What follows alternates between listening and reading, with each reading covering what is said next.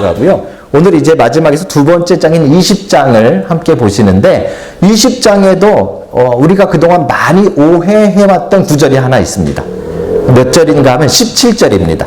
혹시 성경 있으신 분들은 한번 보시죠. 17절에 보시면 20장 17절에 보면 예수님께서 이르시되 나를 붙들지 말라 내가 아직 아버지께 올라가지 아니하였노라 라는 부분이 나옵니다. 이게 무슨 말인가 하면 이제 예수님이 부활하신 다음에 첫 번째로 부활하신 예수님을 첫 번째로 만난 사람이 막달라 마리아입니다. 그렇죠? 그 마리아에게 예수님이 하시는 말씀인데 나를 붙들지 말라 내가 아직 하나님께 아버지께 올라가지 아니하였노라 라는 요 부분이죠. 그렇죠? 지금 성경은 그래도 조금 이해하기 쉬운데 예전 버전에는 뭐라고 써 있는가 하면 나를 만지지 말라 내가 아직 아버지께 올라가지 아니하였노라 이렇게 되어져 있습니다. 그러니까 이제 우리가 조금 오해하게 되는 거죠. 예수님이 부활하시더니 좀 까칠해지셨나 보다.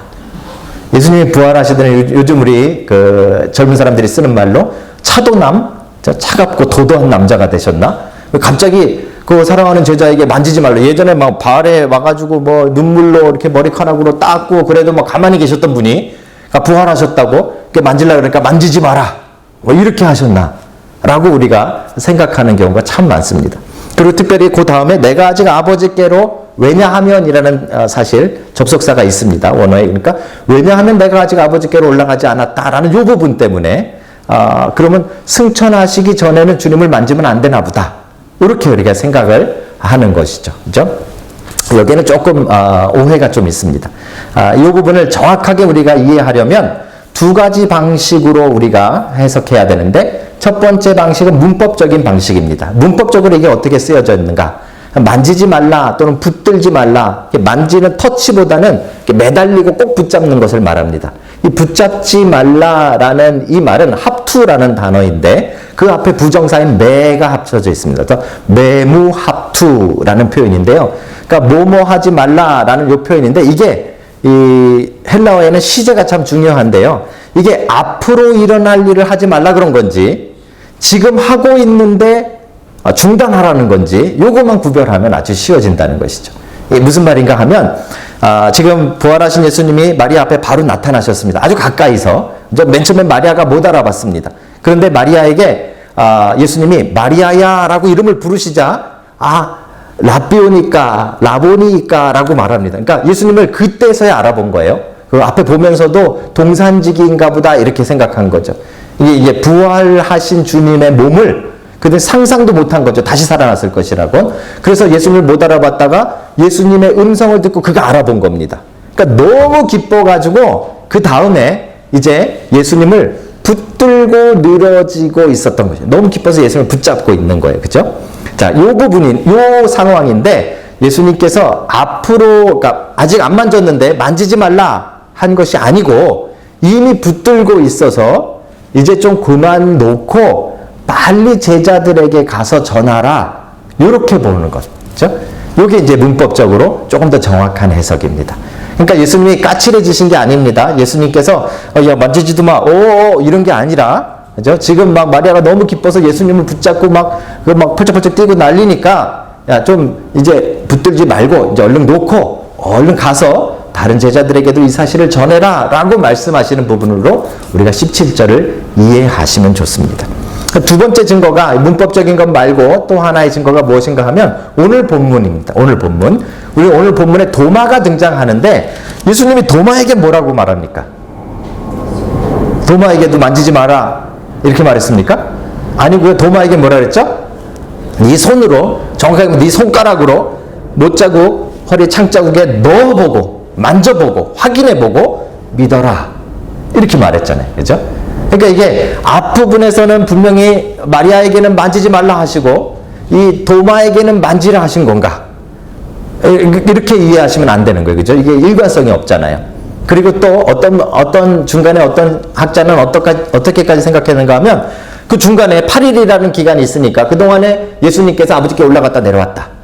그러면 이제 나중에 승천이라는 것이 헷갈려지는 겁니다. 그죠? 그런 건 아니고요. 예수님께서 지금 마리아에게도 이미 붙잡고 있는데 얼른 놓고 가서 전하라고 말씀하시듯이 도마에게도 지금 만져보고 믿어라 라고 말씀하시는 부분이죠. 그래서 오늘 본문과 함께 사실 17절을 같이 보시면 이제 그렇게 어렵지 않게 조금 풀어질 수 있는 그런 부분이라고 볼 수 있습니다.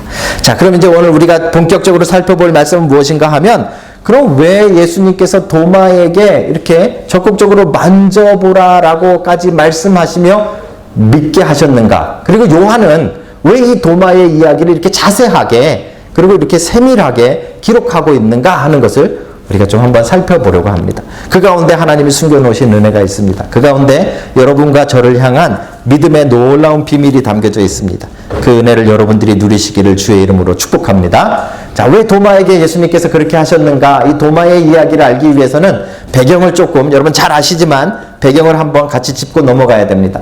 여러분 잘 생각해 보십시오. 예수님의 부활하신 후에 예수님 그 무덤가에 두 명의 제자가 달려갔습니다.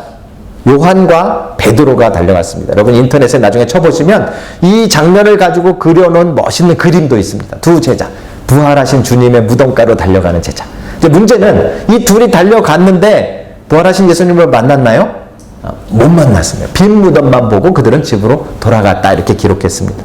그런데 그 무덤에서 엉엉 울고 있었던 마리아는 결국 예수님을 만나게 되어집니다.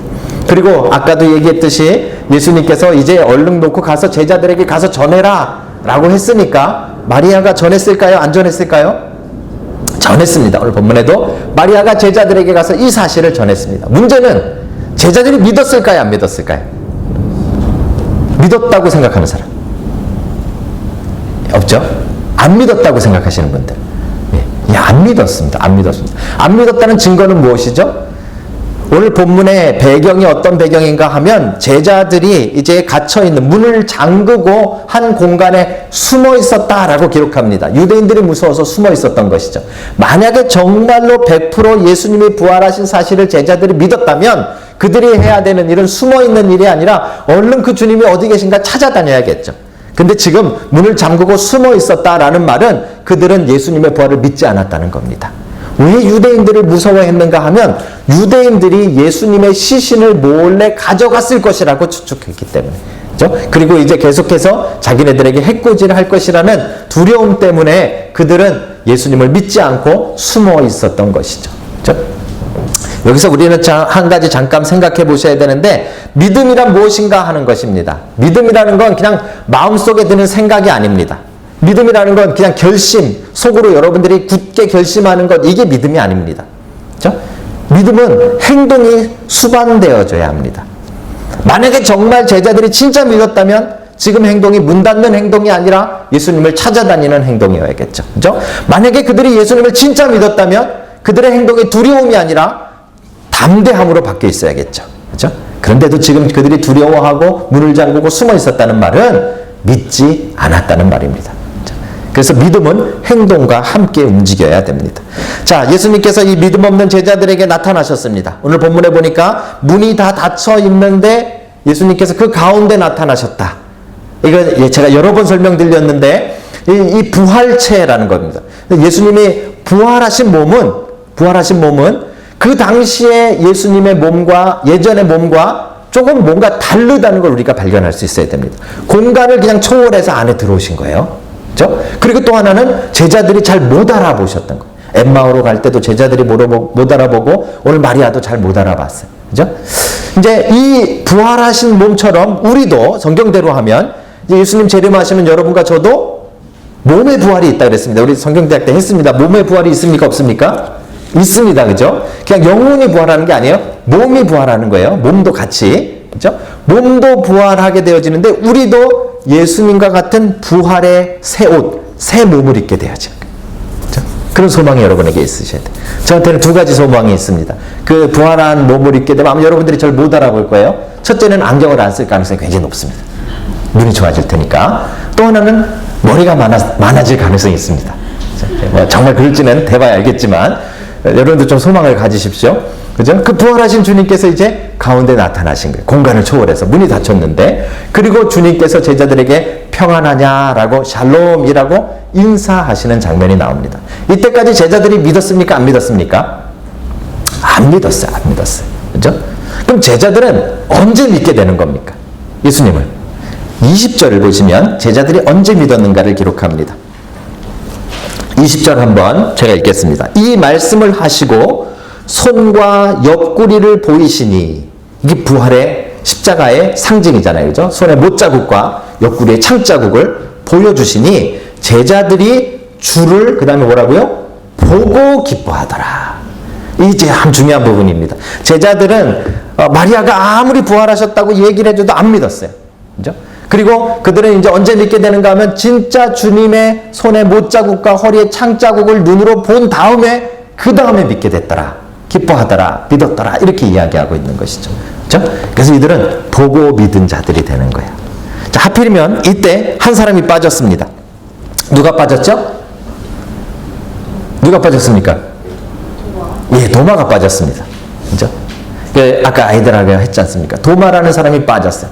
이게 참, 우리가 신앙생활 하다 보면요, 교회에 이렇게 오랫동안 있다 보면, 진짜 참, 이 성경 말씀 참 재밌는데, 진짜 꼭 이래요.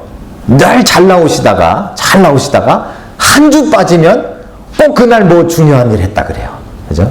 그래가지고, 왜 이거 안 하냐 그러면은, 지난주에 뭐 어떻게 했어? 이러고 나오는 거죠. 그죠?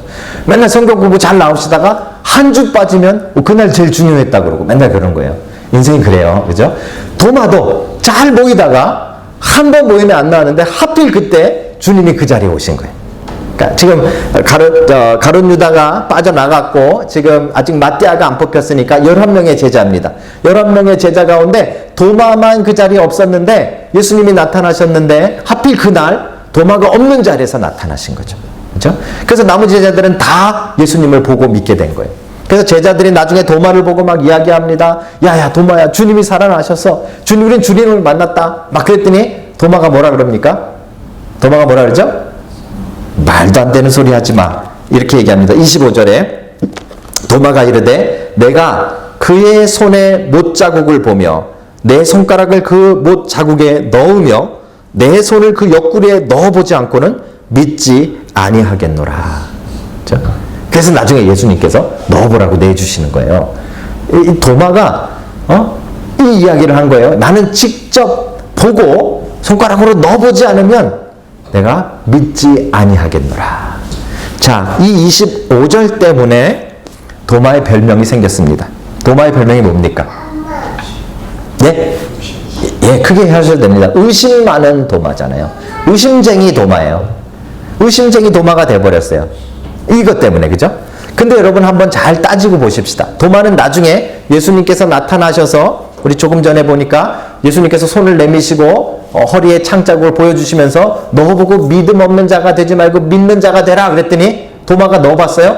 넣어봤다는 기록은 없어요. 그죠? 하지만 그 못자국과 허리 창자국을 보고 도마도 믿게 되어집니다. 그죠? 자, 그러면 이제 퀴즈가 나갑니다. 10명의 제자하고 도마하고 누가 더 의심이 많습니까?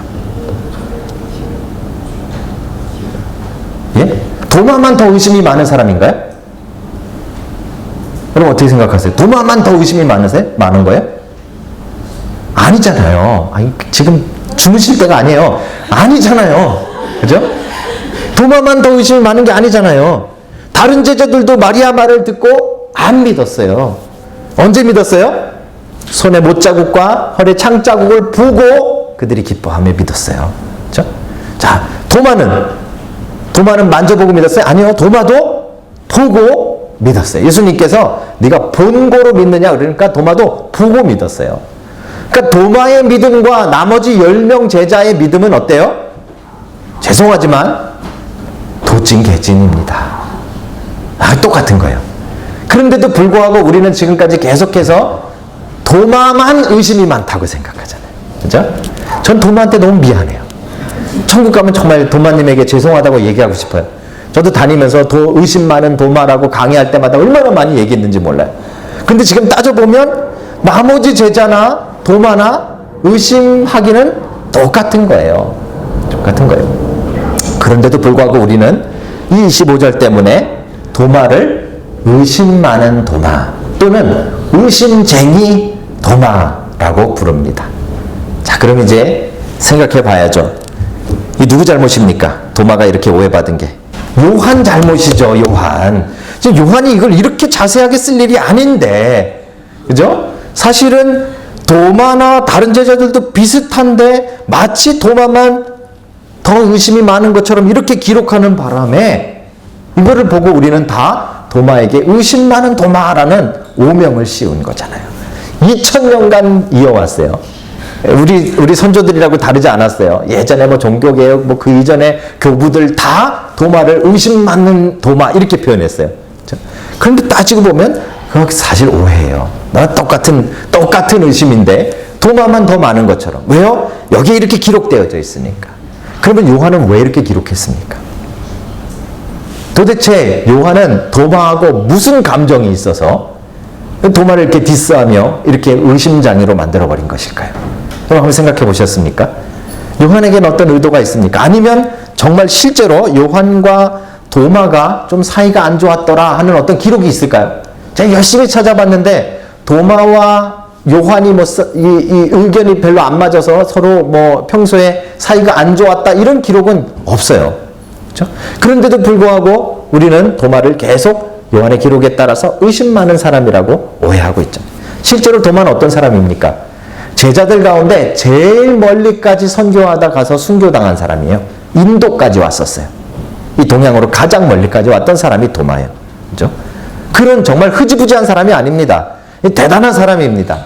그럼에도 불구하고 우리는 늘 의심 많은 도마, 이 요한 때문에. 요한의 어떤 의도?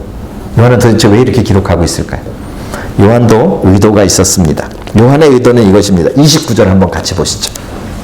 여러분 본문에도 있습니다. 29절 한번 같이 읽겠습니다. 시작.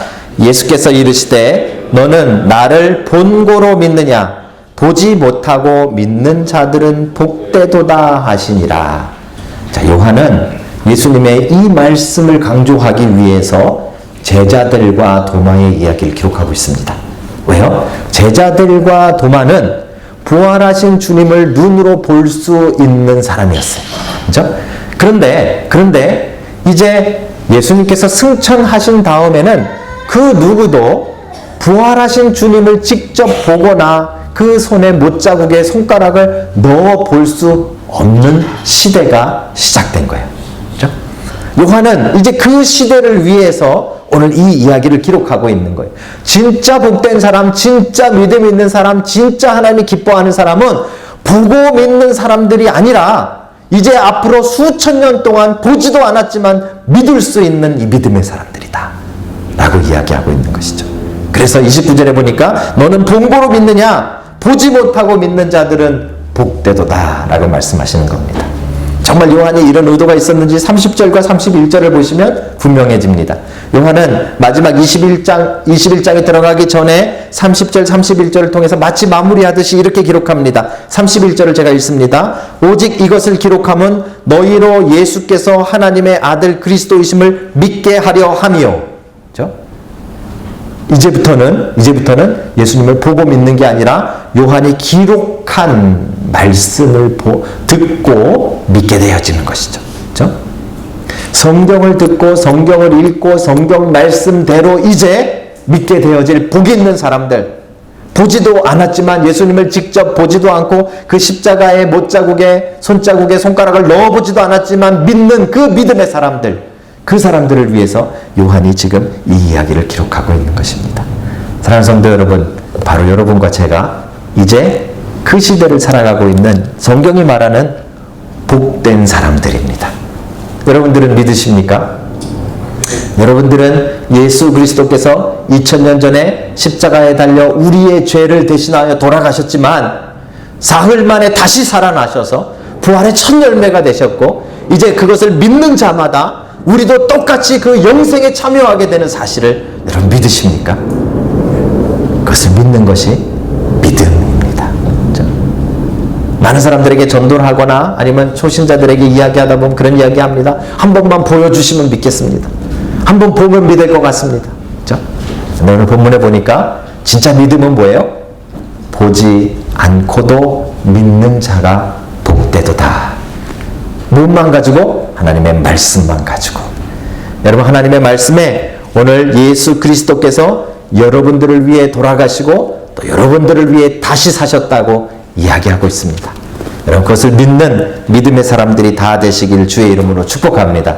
자, 마무리하려고 하는데요. 하나만 더 물어볼게요.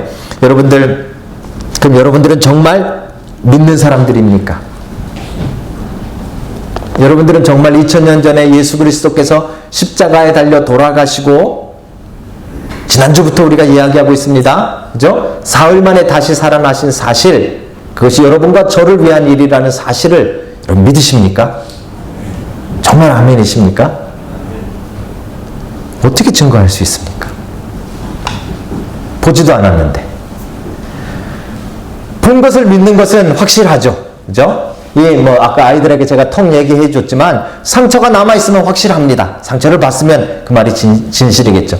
그런데 보지도 않는 것을 여러분들이 지금 믿고 있는데, 여러분 스스로가 보지도 않은 예수 그리스도의 십자가 사건을 믿는다고 어떻게 확신할 수 있습니까?